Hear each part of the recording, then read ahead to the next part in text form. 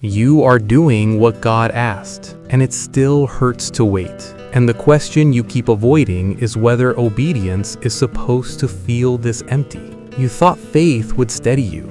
Instead, it feels like standing still while everything else moves forward. You keep praying, but the silence has weight now. Not anger, not rejection, just the ache of unanswered time. You wonder if waiting is shaping you, or slowly wearing you down.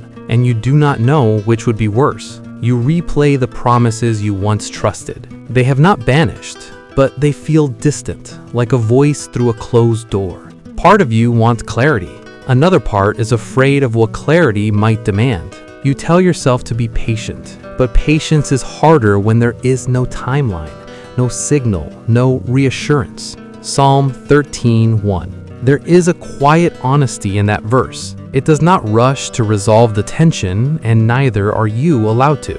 Waiting exposes things you could hide when life was moving.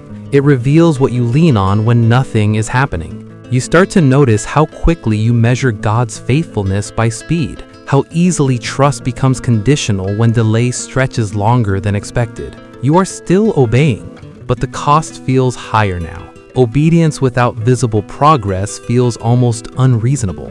You ask yourself if this is what endurance looks like, or if you have misunderstood the path entirely. There's a moment when waiting stops feeling spiritual and starts feeling personal. That's where the struggle sharpens. You are not just waiting for an answer. You're waiting for relief from the tension of not knowing who you are becoming. James 1:4. The verse does not hurry you forward. It sits with the process and lets it press on you.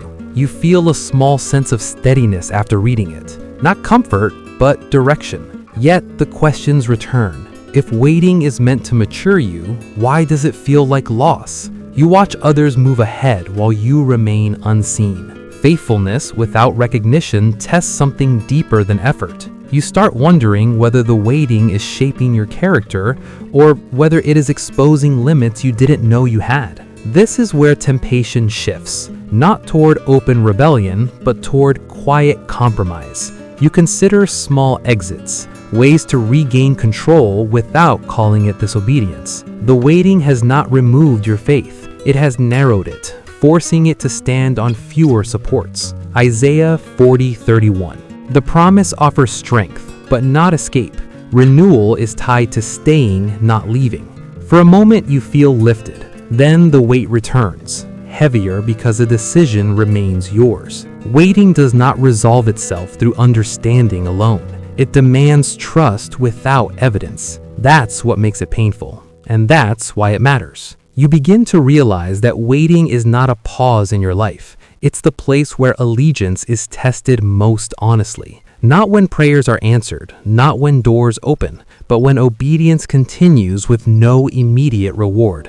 Psalm 37:7. The verse does not explain why the weight exists. It calls you to remain quietly under its pressure. You see now that waiting is not passive. It's an active resistance against despair, control, and shortcuts. The silence you feel is not empty. It's unadorned. An unadorned faith feels fragile because it cannot hide behind outcomes. This is the second turning point. You stop asking when the waiting will end and start asking who you are becoming inside it. Hebrews 10:36. Endurance is not celebrated in the moment. It is recognized only after it has been required. When waiting hurts, what matters more is not your understanding. It's your willingness to remain faithful without guarantees. Not because waiting earns something, but because it reveals what already governs your heart. You are not being asked to feel strong. You are being asked to stay honest, to keep praying without manipulating, to keep obeying without bargaining.